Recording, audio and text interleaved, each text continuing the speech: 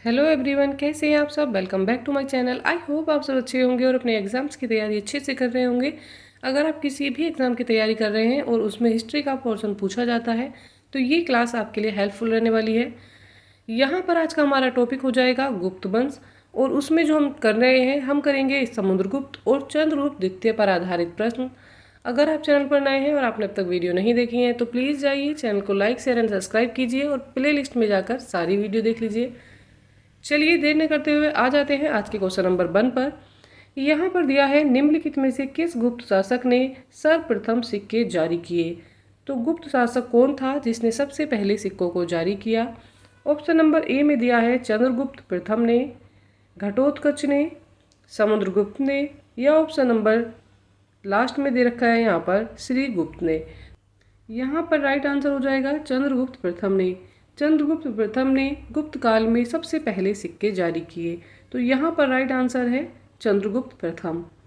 चलिए देखते हैं क्वेश्चन नंबर 2। क्वेश्चन नंबर 2 में दिया है किस शासक ने गुप्त मुद्रा व्यवस्था की शुरुआत की। तो किस शासक ने की थी। ऑप्शन नंबर ए में दिया है श्रीगुप्त, बी में दिया है चंद्रगुप्त प्रथम, सी में दिया है समुद्रगुप्त, और ऑप्शन नंबर डी में दिया है चंद्रगुप्त द्वितीय। यहाँ पर जो राइट आंसर है वो ऑप्शन नंबर बी हो जाएगा। चंद्रगुप्त प्रथम ने सबसे पहले गुप्त मुद्रा व्यवस्था की शुरुआत की। तो यहाँ पर राइट आंसर है चंद्रगुप्त प्रथम। चलिए आते हैं क्वेश्चन नंबर 3 पर। ये क्वेश्चन कई तरह से घुमाकर पूछा जाता है। कई बार ये ऐसे आ जाता है पहला गुप्त शासक जिसने सिक्के जारी किए, ऐसे भी ये क्वेश्चन बन जाता है। इसमें दिया है श्रीगुप्त, ऑप्शन नंबर बी में दिया है चंद्रगुप्त प्रथम, सी में दिया है समुद्रगुप्त, और ऑप्शन नंबर डी में दिया है चंद्रगुप्त द्वितीय। यहाँ पर जो राइट आंसर है वो ऑप्शन नंबर बी हो जाएगा चंद्रगुप्त प्रथम। ये क्वेश्चन इतनी तरह से पूछा जाता है घुमा घुमा कर, तो इसलिए मैंने आपको ये तीनों क्वेश्चन जो है यहाँ पर बता दिए हैं। चंद्रगुप्त प्रथम इसका आंसर हो जाएगा। चलिए आ जाते हैं नेक्स्ट क्वेश्चन पर। क्वेश्चन नंबर 4 देख लेते हैं। क्वेश्चन नंबर 4 में दिया है गुप्त संवत की स्थापना किसने की। तो गुप्त संवत की स्थापना किसने की थी। ऑप्शन नंबर ए में दिया है चंद्रगुप्त प्रथम, श्रीगुप्त, सी में दिया है चंद्रगुप्त द्वितीय, ऑप्शन नंबर डी में दिया है घटोत्कच। तो यहाँ पर जो राइट आंसर है वो है ऑप्शन नंबर ए चंद्रगुप्त प्रथम। गुप्त संवत की स्थापना चंद्रगुप्त प्रथम ने की थी। चलिए आते हैं क्वेश्चन नंबर 5 पर। सिक्कों से जुड़ा हुआ एक क्वेश्चन और ऐसे आता है रजत सिक्के जारी करने वाला प्रथम गुप्त शासक कौन था। तो बात यहाँ पर रजत सिक्कों की हो रही है, तो इसमें आप कंफ्यूज नहीं होंगे। यहाँ पर राइट आंसर क्या हो जाएगा। चलिए ऑप्शंस देखते हैं। चंद्रगुप्त प्रथम, समुद्रगुप्त, चंद्रगुप्त द्वितीय, कुमारगुप्त। तो यहाँ पर जो राइट आंसर है वो क्या है। यहाँ पर राइट आंसर चंद्रगुप्त प्रथम ही हो जाएगा। ये क्वेश्चन इतनी तरह से आ जाता है। चलिए आते हैं क्वेश्चन नंबर 6 पर। क्वेश्चन नंबर 6 में यहाँ पर दिया है गुप्त नरेश चंद्रगुप्त द्वितीय की दूसरी राजधानी कहाँ पर थी। तो इनकी दूसरी राजधानी कहाँ पर थी। चलिए ऑप्शंस देखते हैं। ए में दिया है उज्जैन, बी में दिया है मालवा, ऑप्शन नंबर सी में दिया है सौराष्ट्र, और ऑप्शन नंबर डी में दिया है मेहरौली। तो यहाँ पर जो राइट आंसर हो जाएगा वो ऑप्शन नंबर ए हो जाएगा उज्जैन। चंद्रगुप्त द्वितीय की जो राजधानी थी दूसरी वो कहाँ पर थी, वो उज्जैन में थी।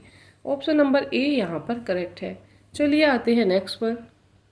नंबर 7 में यहाँ पर दिया है शक विजेता किसको माना जाता है। तो शक विजेता किसको माना जाता है। चंद्रगुप्त प्रथम, समुद्रगुप्त, चंद्रगुप्त द्वितीय, या कुमारगुप्त। यहाँ पर जो राइट आंसर है ऑप्शन नंबर सी हो जाएगा चंद्रगुप्त द्वितीय। चंद्रगुप्त द्वितीय को शक विजेता माना जाता था। यहाँ पर राइट आंसर है चंद्रगुप्त।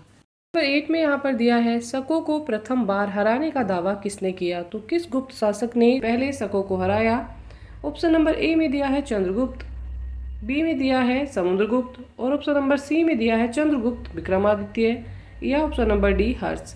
यहाँ पर जो राइट आंसर है वो ऑप्शन नंबर सी हो जाएगा चंद्रगुप्त विक्रमादित्य। चंद्रगुप्त विक्रमादित्य ने पहली बार शकों को हराने का दावा किया। ऑप्शन नंबर यहाँ पर सी करेक्ट है। देखते हैं क्वेश्चन नंबर 9। क्वेश्चन नंबर 9 में दिया है निम्नलिखित में से किस गुप्त राजा को एक अन्य नाम से जाना जाता था, और वो नाम था देवगुप्त। चलिए किसको देवगुप्त के नाम से जानते थे देख लेते हैं। ए में दिया है समुद्रगुप्त, बी में दिया है चंद्रगुप्त द्वितीय, सी में दिया है कुमारगुप्त, और डी में दिया है इनमें से कोई नहीं। तो यहाँ पर जो राइट आंसर है वो हो जाएगा ऑप्शन नंबर बी चंद्रगुप्त द्वितीय। चंद्रगुप्त द्वितीय को ही देवगुप्त के नाम से भी जाना जाता था। तो यहाँ पर राइट आंसर है ऑप्शन नंबर बी, चंद्रगुप्त द्वितीय। चलिए आते हैं क्वेश्चन नंबर 10 पर। कौन सा शासक था जिसने परम भागवत उपाधि धारण की थी? चलिए देख लेते हैं। ऑप्शन नंबर ए में दिया है चंद्रगुप्त प्रथम, समुद्रगुप्त। ऑप्शन नंबर सी में दिया है चंद्रगुप्त द्वितीय या रामगुप्त। यहाँ पर जो राइट आंसर है वो ऑप्शन नंबर सी हो जाएगा। चंद्रगुप्त द्वितीय ने परम भागवत उपाधि धारण की थी और ये प्रथम गुप्त शासक कहलाए। यहाँ पर जो राइट आंसर है वो ऑप्शन नंबर सी हो जाएगा, चंद्रगुप्त द्वितीय। चलिए आ जाते हैं क्वेश्चन नंबर 11 पर। क्वेश्चन नंबर 11 में दिया है निम्नलिखित में से किसने विक्रमादित्य की उपाधि ग्रहण की थी? तो कौन से गुप्त शासक को विक्रमादित्य की उपाधि मिली थी?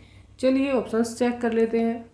में यहाँ पर दिया है चंद्रगुप्त, बी में दिया है चंद्रगुप्त द्वितीय, सी में दिया है समुद्रगुप्त और डी में दिया है यहाँ पर कनिष्क। तो यहाँ पर जो राइट आंसर है वो ऑप्शन नंबर बी हो जाएगा, चंद्रगुप्त द्वितीय। चंद्रगुप्त द्वितीय ने ही विक्रमादित्य की उपाधि जो थी ये ग्रहण की थी। यहाँ पर राइट आंसर है ऑप्शन नंबर बी। चलिए आते हैं क्वेश्चन नंबर नेक्स्ट पर। क्वेश्चन नंबर 12 देख लेते हैं। चंद्रगुप्त द्वितीय के समय पाशुपातों का एक प्रबल केंद्र था, तो पाशुपातों का प्रबल केंद्र कौन सा था?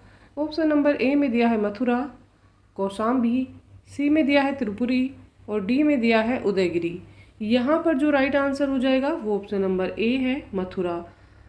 मथुरा में चंद्रगुप्त द्वितीय के समय में पाशुपातों का एक प्रबल केंद्र माना जाता था। यहाँ पर जो राइट आंसर है वो है ऑप्शन नंबर ए, मथुरा में।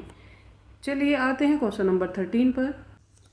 क्वेश्चन नंबर 13 में दिया है निम्नलिखित में से कौन सा गुप्त राजा गुप्त संवत के वर्ष 56 में सिंहासन रूढ़ हुआ था? तो कौन सा राजा था जो सिंहासन रूढ़ हुआ था?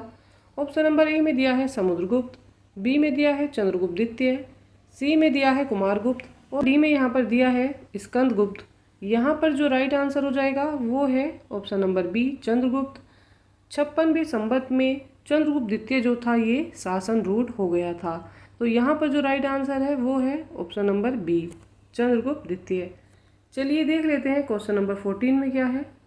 क्वेश्चन नंबर 14 में दिया है पृथ्वीया प्रथम वीर उपाधि थी, तो ये उपाधि किसकी थी?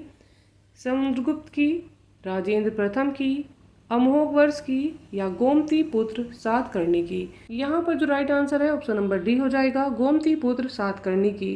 पृथ्वीया प्रथम वीर उपाधि गोमती पुत्र सातकर्णी की थी। चलिए आते हैं क्वेश्चन नंबर 15 पर। क्वेश्चन नंबर 15 में दिया है निम्नलिखित में से किसे भारत का नेपोलियन कहा जाता था? तो किसको भारत का नेपोलियन के नाम से बुलाया जाता था? ऑप्शन नंबर ए में दिया है चंद्रगुप्त मौर्य, बी में दिया है समुद्रगुप्त, सी में दिया है चंद्रगुप्त द्वितीय और डी में दिया है हर्षवर्धन। तो यहाँ पर जो राइट आंसर है वो हो जाएगा हमारा option number B, Samudragupta. Samudragupta को भारत का नेपोलियन भी कहा जाता था। तो यहाँ पर जो राइट आंसर है वो हो जाएगा ऑप्शन नंबर बी, समुद्रगुप्त। इसी के साथ आज की हिस्ट्री की क्लास कंप्लीट हो जाती है। इस टॉपिक के बाकी क्वेश्चन हम कल के प्रैक्टिस सेट में कंप्लीट करेंगे। अगर आप चैनल पर नए हैं और आपने अब तक वीडियो नहीं देखी है तो प्लीज़ आइए चैनल को सब्सक्राइब कीजिए और अच्छी तैयारी के लिए हमारे साथ बने रहिएगा।